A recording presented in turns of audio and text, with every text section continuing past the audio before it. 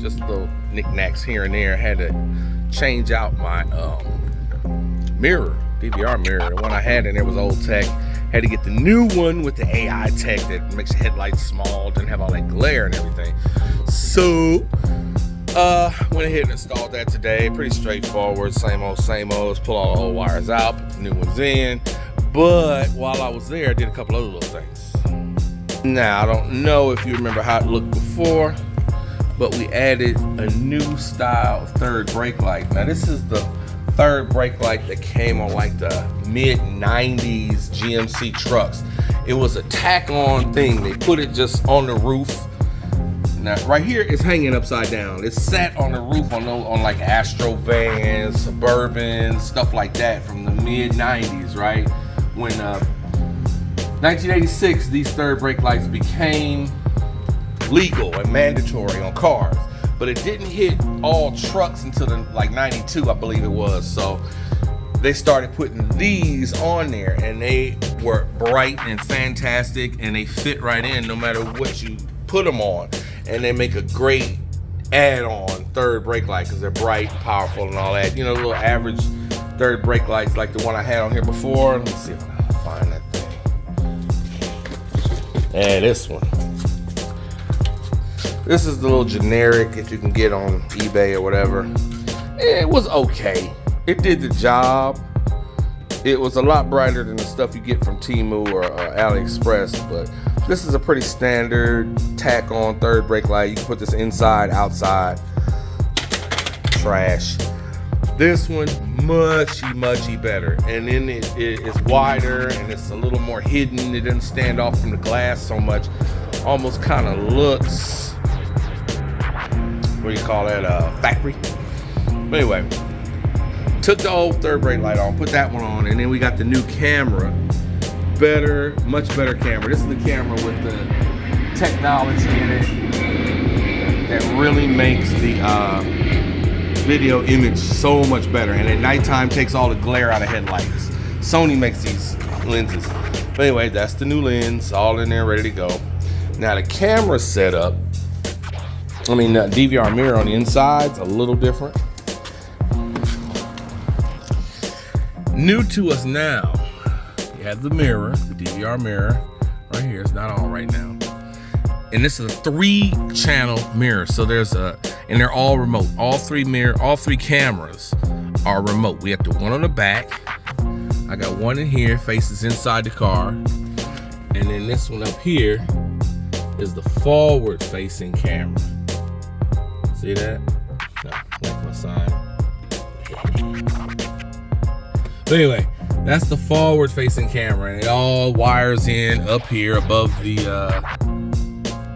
mirror. But this is a 3-channel, what they call it. So you can have all 3 showing, or you can flip between first, second, and third camera. You also got a GPS antenna on here, tells you how fast you're going, what direction, and all that stuff. That's good for if you get in an accident that's not your fault, you got all kind of proof of what you were doing and how you were doing it. Not to mention you got 3 camera angles, you got a lot of stuff. Now it don't have a top down 360 view, which is cool, and it don't have side cameras, but that'll one day they'll make a 5-channel one of these. I'll pick it up and we'll do all of that, but for now this will have to do. And it's my mount for my tablet, because I don't use the REC nav anymore because it sucks. It's old. Mind you though, this one still works. It's all the CDs. You put 6 CDs in here one at a time, and they all work. You can put a DVD in there for navigation, which is horrible. And the screen is not touch screen, so you got to navigate. Anything you want to do on that screen, you got to navigate, or just use the buttons like a regular radio when it's on. But aside from that, we kind of keeping this thing alive. This is 2006. This is 24. That's 16 years, and it's still alive, still going. The engine's still strong, still moves like nothing else. It just, well, not like nothing else, but it moves so good. And mind you, I did the Challenger 6-speed engine mounts added to this thing, and that made such a world of difference on how this car feels. The control, the drive line, everything is just so much more solid and quick to respond. It's not even funny. I would recommend on any first gen LX Probably second gen too. I mean, I don't think nothing changed as far as engine mounts go. Get those Challenger 6-speed mounts, because the stock mounts that they put on Magnums, Chargers, non-6-speed cars, the stock mounts go bad all the time. I just put new mounts on my 2012 300 with only 97,000 miles on it. The engine was flopping all over the place. Put new mounts on there. I didn't go Challenger because I'm not really looking for that kind of take up and that kind of hot throttle response. I mean, you know, that car is a road cruiser. It's a highway burner. It's a Grand Tourer. It's a bigger, softer car. So I put the stock mounts back on there. We'll see how long they last. But in here, I tell you, I'm really happy with this car, and it'll be with me for the long haul. And we'll upgrade the interior next, because these seats and the roof and all that is just terrible, So anyway, that's all for now. This is the hemi. That's under my right foot at all times. This is what good headlights look like. See this? That is a complete LED projector in there. Yeah, skeletal, so you can see it, see how it works. They hard. Alright, you got a back side. Real different.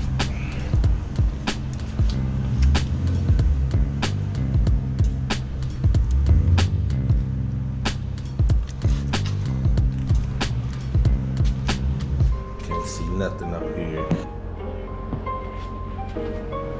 But all I know is, oh God, what you doing over here?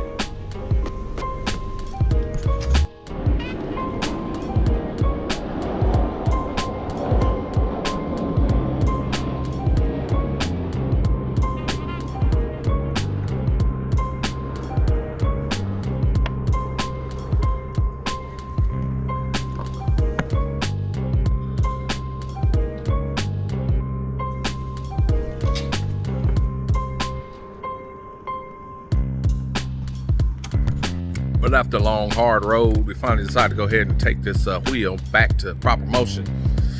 They're gonna have to strip it all the way down to bare metal, bang on it, powder coat it, and give it back to me. That's life, riding around with 22s in Compton. Well, here it lay. This is just crazy ridiculous. There's so much damage happened. Just one pothole. It really just shaved the tire down. I mean, I got this little, the Lionhearts have this little lip here that kind of protects the wheel from your regular little scrapes and whatnot. See how it sits up kind of high? But damn, that pothole just went right through it. I mean, chopped it off and then bent the life out this rim. But otherwise, I'm gonna stick with the Lionhearts. I had Lexanis on here. It's like Lionheart and Lexani are the only ones that make the exact sizes that I want, except for a Pirelli. But I ain't doing Pirellis because I've done Pirellis and I'm not doing them again. They just sorry. No, stuff like this right here. If this is a Pirelli, I'd be crying. Lionheart is fine. It's Z-rated. You know what I mean? The tread is great. I ain't got no problems, no qualms. It's nice, quiet tire. But this one's off. But then you ask, how was the car running? Well, I was gonna put this up on blocks, but I said, you know what? I don't like being without a car. So I had to pull out these. Yeah, I know I'm ghetto as hell right about now. I'm running on Hellcat 2s in the front. But this kind of give you a look, see what it would look like on some silver rims. And I don't like it. It don't really work. I was thinking about changing out the color, but we're changing wheels altogether. A new, a new Savini there to replace the one that got dented. Would have been about $700. Proper Motion's gonna fix this one for three and some change. So we'll just do it like that. Go ahead, plop this in the back of the mag, drop it off tomorrow, and we can still roll the hemisphere for the time being. Or the Jeep. I don't like being down. Is what it is. Well, out of one, into the other. All these cars got a lot of space. All right, see you tomorrow.